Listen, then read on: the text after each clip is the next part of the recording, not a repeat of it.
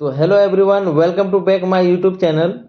तो आज हम इस वीडियो में सीखने वाले हैं एक्सेल में फॉर्मूला टैब के अंदर फॉर्मूला ऑडिटिंग में trace president, trace dependent, remove arrows, show formula, error checking, evaluate formula और वॉच विंडो ऑप्शन का यूज़ कैसे करते हैं। तो आज ये वीडियो आपके लिए बहुत ही खास होने वाला है, तो वीडियो को लास्ट तक बने रहे। तो चलिए करते हैं स्टार्ट।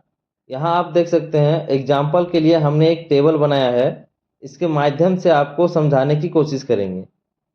अब यहाँ पहला ऑप्शन है ट्रेस प्रेसिडेंट।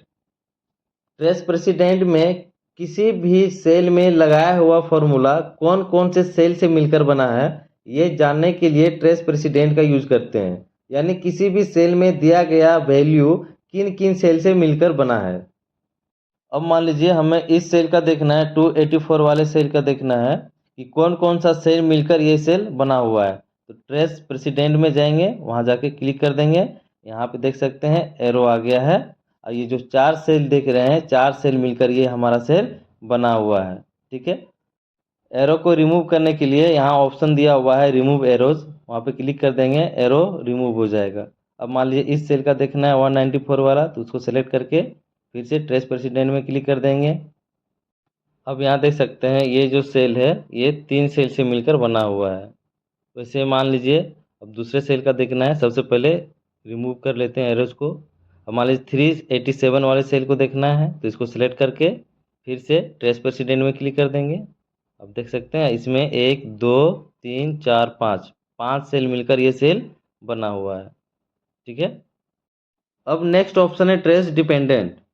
ट्रेस डिपेंडेंट में किसी भी सेल में दिया गया वैल्यूज कौन कौन से सेल पर डिपेंड है या निर्भर है, ये पता कर सकते हैं।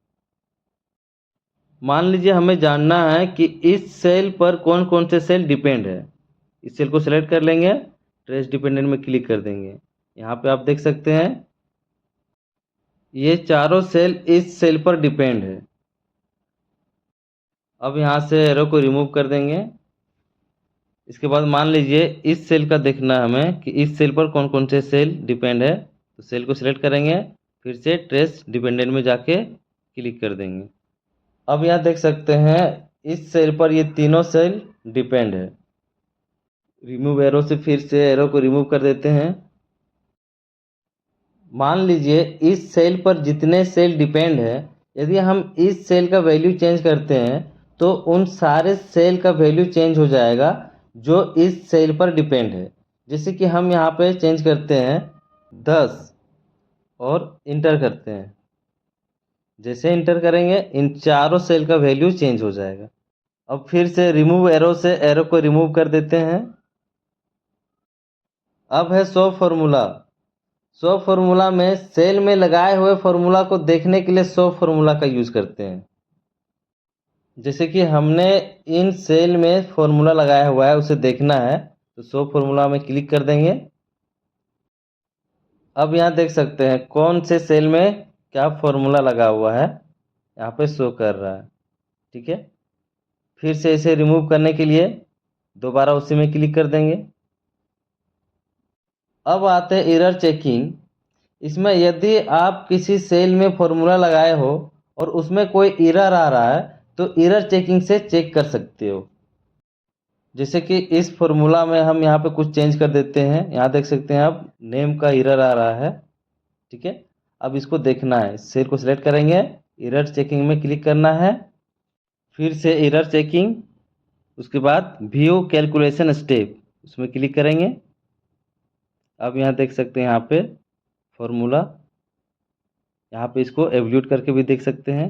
नीचे ऑप्शन दिया हुआ है एवल्यूट, क्या एरर आ रहा है, यहाँ पे नेम का एरर आ रहा है। नीचे से फिर से रीस्टार्ट कर देते हैं इसको, उसके बाद क्लोज कर देते हैं। क्लोज कर देंगे। यहाँ से एरर को ट्रेस भी कर सकते हैं, क्लिक करेंगे, ट्रेस हो जाएगा। फिर से रिमूव कर देंगे एरो।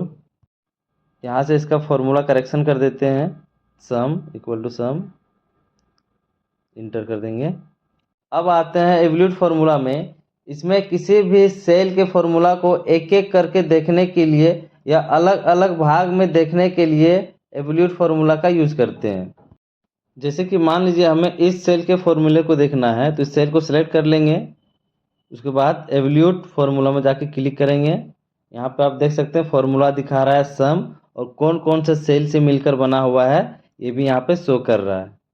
ठीक है, यहाँ से एवल्यूट करके इसका सम भी देख सकते हैं। जैसे कि इस सेल का सम है 166, यहाँ पे 166 यहाँ पे शो कर रहा है। ठीक है, तो क्लोज कर देंगे इसको। अब लास्ट वन है वॉच विंडो। मान लीजिए आप एक्सेल में बहुत सारे सीट में काम कर रहे हैं, और आप जिस सीट में काम कर रहे हैं उस सीट पर दूसरे सीट से देख देख कर लिखना है, लेकिन बार बार एक सीट से दूसरे सीट में जाना दिक्कत होता है और टाइम भी लगता है। इसी को आसान करने के लिए वॉच विंडो का यूज़ किया जाता है। इसके लिए सबसे पहले वॉच विंडो में क्लिक करना है। उसके बाद ऐड वॉच, यहाँ पे ऐड वॉच का ऑप्शन है, इसमें क्लिक करना है। उसके बाद यहाँ पे पूरा डेटा को सिलेक्ट कर लेना है, जो हमारा डेटा है उस पूरे डेटा को सिलेक्ट कर लेना है और ऐड कर देना है। अब यहाँ देख सकते हैं हमारा सारा डेटा इस वॉच विंडो में ऐड हो गया है। अब हम किसी भी सीट में जाके इस डेटा का एंट्री कर सकते हैं। सीट 2 में एंट्री करना है, सीट 2 में जाके कर सकते हैं। सीट 3 में जाके एंट्री करना है तो सीट 3 में जाके कर सकते हैं। सीट 1 में जाके एंट्री करना है तो सीट 1 में भी जाके एंट्री कर सकते हैं। इस प्रकार से आप किसी भी सीट में काम करते हो तो ये आपका वॉच विंडो ओपन ही रहेगा। अब इस वॉच विंडो से आप देखकर किसी भी सीट में लिख सकते हो। उम्मीद है आप इस टॉपिक को अच्छे से समझ गए होंगे। यदि यह वीडियो आपको पसंद आए तो वीडियो को लाइक, कमेंट और अपने दोस्तों में शेयर ज़रूर करें, और हमारे चैनल पर नए हैं तो प्लीज़ हमारे चैनल को सब्सक्राइब कर दें।